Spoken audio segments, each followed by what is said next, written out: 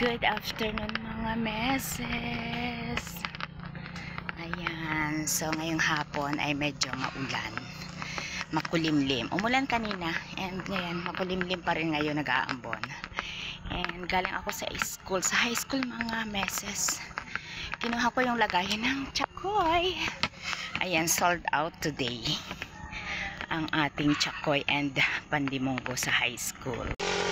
Sold out mga meses, sa high school ang ating paninda. Thank you so much.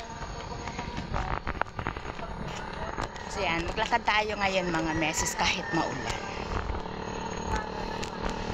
Nakapila yung mga tricycle doon sa high school. Naghihintay sila ng mga estudyanteng lalabas.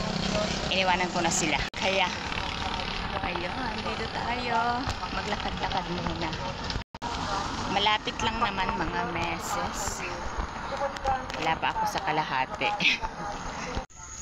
May trabaho yung ating rider mga meses. May extra work siya. Kaya umaga lang niya ako hinahatid. Sa hapon, ako'y maglalakad pa uwi. Magaan lang naman ang aking bet-bet mga meses, kaya okay lang tayo maglakad.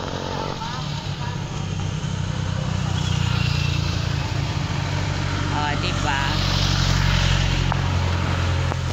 Nasa gubat ako mga meses.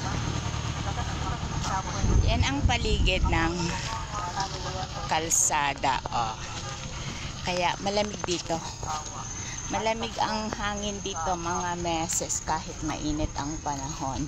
Kasi nga makahoy dito. Daming tanim na puno. So yun lang ang update ko today. Dahil maingay ang mga sasakyan. Bye bye.